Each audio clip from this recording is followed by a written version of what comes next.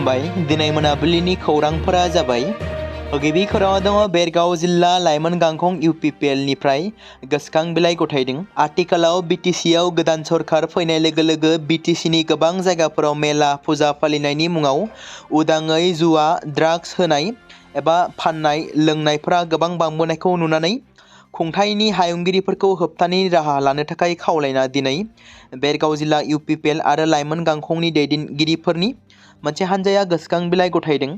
बेरगाव महकुमा बेंगिरिनि आखायाव गोसोखां बिलाइखौ गथायो। दिनैनि बे गोसोखां बिलाइ गथायनाय हाबाफारियाव बेरगाव जिल्ला UPPL नि आफादगिरि नेरखां खाख्लारि, मिरु आबादारि गांखंनि लोगो आफादगिरि मनमोहन बर', बेरगाव जिल्ला लाइमोन गांखंनि आफादगिरि दीपक बर'जों लोगोसे Bergaon block, कालिंदुवार block, मोदैबारि block, कैरेबारि block बायदिनि दैदेनगिरिफ्रा बाहागो लाना हायुंगिरिखौ गोख्रों राहा लानो खावलायो। मोनद' हारिया ट्राइबेल दाबिनायखौ लानानै BTR नि बारग' CM प्रमद बर' बिथाङा बिबुंथि लाखिदों। आसामाव मोनद' हारिया ट्राइबेल दाबिनाय आरो BTC राजखान्थिनि बागै बेसेन गोसा बिबुंथि लाखिदों। BTR नि बारग' CM प्रमद बर'आ आसाम आरो BTR नि मोनद' हारिया ट्राइबेल दाबिनाया मोनसे जेंना महरै नुजागासिनो दं। बे जेंनाफोरखौ भारत सोरखार आरो आसाम सोरखारासो समाधान खालामनो हागोन। ट्राइबेल नङै सुबुंफोरनो ट्राइबेलनि मर्यादा होनाय आरो होयिया भारत संबिजिरनि आवथायाव दं। संबिजिरनि नेमखान्थि बादियैसो ट्राइबेलफोरनि मर्यादाखौ मोननो हायो। BTR नि बारग' CM प्रमद बर'आ आरोबाव बुंथिबावोदि ट्राइबेल खालामनाय जेंनाखौ आथिखालाव थाखानाय ST हारिनि सुबुं आरो दा बे समाव ST मर्यादानि थाखाय सोमावसारनाया मोनद' हारिनि गेजेराव सावरायलायनानै बे जेंनानि राहाखौ दिहुननो नांगौ। बेजों लोगोसेनो फैबाय थानाय आसाम बिधान सभानि बिसायख'थियाव UPPL दोलोआ गोख्रों बाहागो लागोन आरो खामानि मावगोन। BTRआव जोंनि हान्जाया दाबो गोख्रों जानानै दं। BTRआव थानाय मोन 26 हारि माहारिनि थाखाय UPPL दोलोआ खामानि मावबोदों आरो मावलांबाय थागोन। आथिखालाव हाग्रामा महिलारिनि सोरखार फैनायनि उनावनो BTRआव जौ जुवानि आड्डा, गावजों गाव हिंसायारि जाथाय बायदि जाथायफोरा जागासिनो दं। फैबाय थानाय आसाम बिधान सभानि बिसायख'थियाव सोरनि दोलोजों लोगो जागोन बेखौ फैबाय थानाय समाव मिथिगोन होनना बुंथिबावो BTR नि बारग' CM प्रमद बर' बिथाङा। गुवाहाटीनि बारसापारायाव खुंजानाय भारतआ खोला आफ्रिकानि हेंथायै जेननो गोनां जादों। खोला आफ्रिकानि देरहासारनाय फिरफिलाखौ आसामनि अख्राङाव बिरहोदों। भारतारि हान्जाया गान्धी मन्डेला सिरिजखौ सामलायनो हायैनि जाहोनाव बारसापारायाव सहायनो हायै जेननांदों। थारैनो फिन खेबसेबाव भारत हादोरा गावनि हायाव टेस्ट सिरिजखौ जेननो गोनां जादों। भारत आरो खोला आफ्रिकानि गेजेराव मोननै मेचनि टेस्ट सिरिज खुंनाय जादोंमोन। बेफोरनि गेजेराव मोनसेया इडेन गार्डेनआव आरो गुबुन मोनसेया गुवाहाटीनि बारासापारा स्टेडियामाव खुंफुंजादोंमोन। फारनैबो गेलेग्रा फोथाराव नखरारि नायगिरिफोरनि आबुं मदद होसेयावबो गुरु गम्भीरनि दैदेननाय टीम इन्डियाया दुखुनांथाव दिन्थिफुंदों एबा जेननो गोनां जायो। मख'नो गोनांदि बेयो गिबि खेबमोन जेब्ला गुवाहाटीआव टेस्ट मेच खुंफुंनाय जादोंमोन। बयबो मिजिंथिदोंमोनदि भारतआ बे मेचआव खोला आफ्रिकायाव फेजेननो हागोन, नाथाय बे मिजिंखौ ऋषभ पन्टनि दैदेननाय टीम इन्डियाया फेलें जायो। कच राजबंशी हारिनो ST होनो नागिरनायखौ लानानै गाबोन बेलासिनि 4 रिंगायाव एबसुआ बनजार सावनानै खुद्रिसारगोन। मरान, मथक आरो बोखावजायै गवालपारा जिल्लानि कच राजबंशी हारिनि सुबुंफोरनो ST होनो नागिरनानै सोरखारा लाहार फाहार खालामगासिनो थानायखौ लानानै गाबोन बेलासिनि 4 रिंगायाव एबसुआ बनजार सावनानै खुद्रिसारनाय हाबाफारि लागोन होननानै गासै बर' हारिनि सुबुंफोरखौ बाहागो लानो खावलायदों।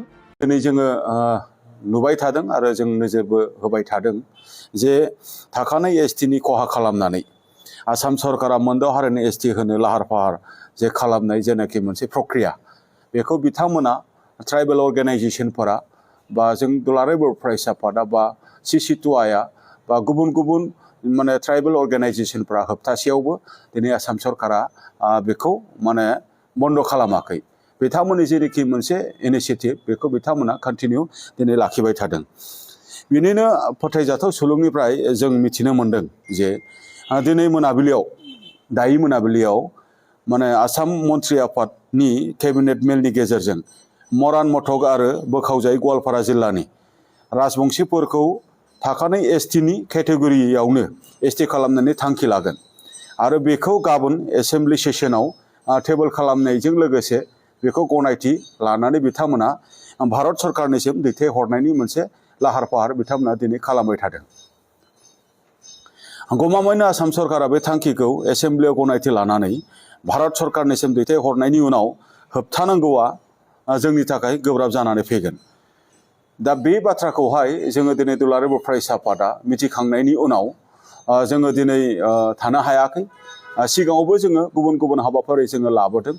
आरोबाव जोङो दिनै माने मोनदांदों जे आनडिभाइडेड माने जेखिनि मोनसे गवालपारा, बे गवालपारानि राजबंशिफोरनो एसटि होनायनि उनाव माने मा होनदों बिटिसि आव बिथांमोना राजखान्थि रांखान्थि आरो जेरावबो बाहागो मोनगोन। जाउनाव थाखानाय एसटिफोरा मोनथायनिफ्राय गोजानाव थानांगोन, मानोना बिथांमोना एडभान्स आरो बिथांमोना पपुलास।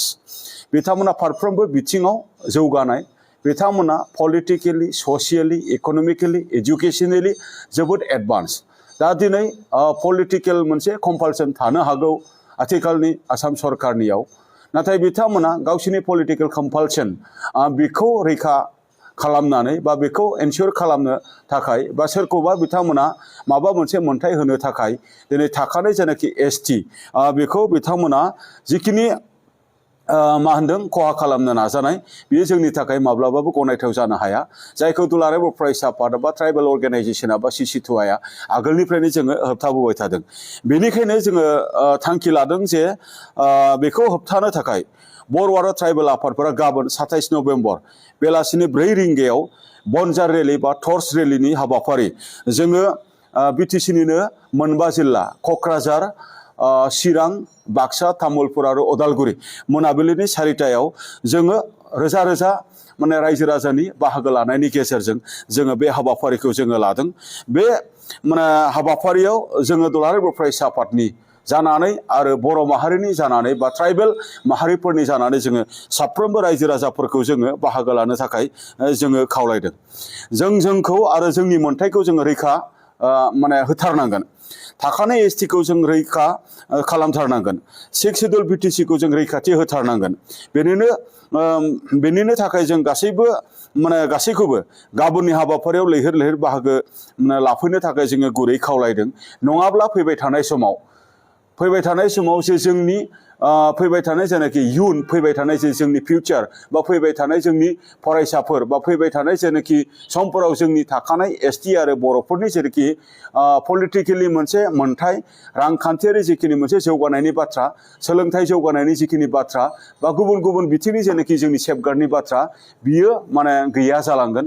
बेनि थाखायनो जोंनि रैखाथिखौ जों होनांगौनि थाखाय जोङो बे मोनसे सोमावसारनायनि हाबाफारिखौ जोङो फोसावनो गोनां जादों। जोङो भारत सरकार, आसाम सरकार जोङो बिथांमोनखौबो जोङो बुंबाय थादों आरो लकेल जेनाखि काउन्सिल गभर्नमेन्ट बिथांमोनखौबो जोङो बुंबाय थादों जे जों थाखानाय एसटिखौ खहा खालामनानै जेन बिथांमोना जेनाखि एडभान्स बा पपुलास माखासे कमिउनिटि बिथांमोनखौ एसटि होनाया जोंनि थाखाय खैफोद गोनां। बे समाव मोनसे गोनां फोसावथाय बर' सावथुन नायनानै मोजां मोनग्रा गासै बर' रायजो राजाफोरनि गेजेराव लानानै फैदों मोनसे बर'नि OTT प्लेटफर्म गोनां, जाय प्लेटफर्मनि गेजेरजों नोंथांमोना बर'नि गोदान सावथुनफोरखौ नुनो मोनगोन। थांनाय माखासे बोसोर सिगां बर'नि गेजेराव लानानै फैनाय निउबो एप बायदिनो फिन आरोबाव लानानै फैदों बर' रायजो राजाफोरनि थाखाय।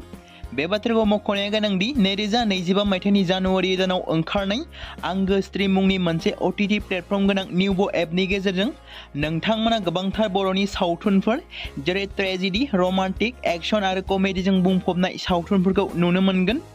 जेरै सनानि नखर, थांखि गैयै समाज, अनसुला आफा, हिर', बिमा बायदि बाजै, अर, थैसाम, वान्टेड, संदान आरो रं नाम्बार बायदि सावथुनफोरा मख'जाथाव।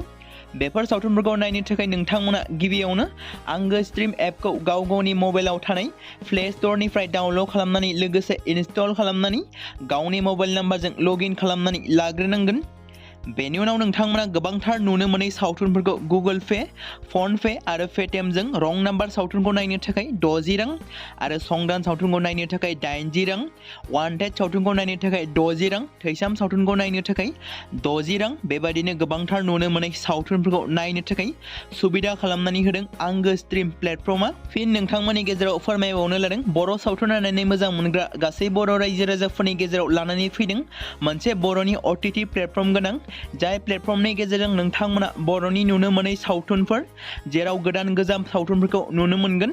बे बाथ्राखौ मख'नाया गोनांदि 2025 मायथाइनि जानुवारि दानाव दिहुनजानाय आंगो स्ट्रीम मुंनि मोनसे OTT प्लेटफर्म गोनां एपनि गेजेरजों नोंथांमोना गोबांथार बर'नि ट्रेजेडी, रमान्टिक, एक्शन आरो कमेडीजों बुंफबनाय सावथुनफोरखौ नुनो मोनगोन। जेरै रं नाम्बार, संदान, वान्टेड, थैसाम, अर, बिमा बायदि बाजै, हिर', अनसुला आफा, थांखि गैयि समाज, सनानि नखर बायदि बायदि सावथुनफ्रा मख'जाथाव।